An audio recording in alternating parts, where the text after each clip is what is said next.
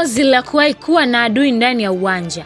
Miaka kadhaa iliyopita pale Emirates Stadium kulikuwa na hadithi za bingwa wa kuchora ramani za viwanja, mfalme wa pasi za mabao aliyepewa karamu na kuchora kitabu cha The Special, Mourinho ndani ya mitaa Madrid pale Hispania, kisha akatoa Uingereza kupaka rangi kuta zenye picha za profesa wa mpira Arsene Wenger. Utamwambia nini Babu Wenger na Mesut wake? Amewahi kusema kuwa kuna viungo washambuliaji wengi duniani, lakini ni wachache sana ndio hufikia hadhi ya Ozil. Ubora wake uwanjani unaweza kufananishwa na SI units. Kila pasi, kila mguso uliacha maumivu na alama mbaya kwa wapinzani.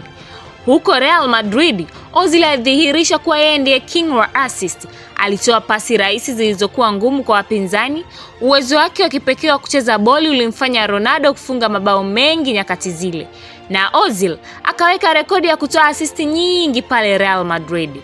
Ozil alihamia Arsenal na kuonyesha utawala wake katika eneo la kiungo. Alijikatia haki miliki ya kila kiwanja alichocheza, akijua mahali gani mchezaji anapaswa kukimbia na kutoa pasi. Akili yake kipekee ilifanya mzee Wenger kucheza soka la kuvutia ulimwenguni.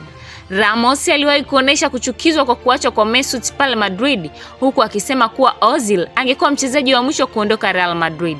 Kumbuka kuwa ujio wake England ulimfanya Rooney kushindwa kujizuia na kusema Ozil ni mchezaji wa ajabu.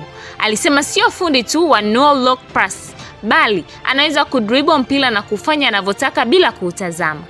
Ozil alikuwa kilainishi, alionyesha uwezo wake wa kutengeneza nafasi na kufunga mabao ya kuvutia. Alitoa jasho hadi kutoa kombe la dunia mwaka 2014. Ozil alimeacha somo la sanaa na kucheza soka la akili, huku akionyesha kuwa soka sio mchezo wa nguvu tu, bali ni akili na ufundi wa hali ya juu. Huyu ndio Mesut Ozil, kiungo fundi kuwahi kuibariki dunia. Mitaa Madrid na dimba la Emirates kuna kumbukumbu nyingi za Mesut Ozil. Story hii imeandikwa na Kusman Mzee na imesomwa na Sofia Kambona.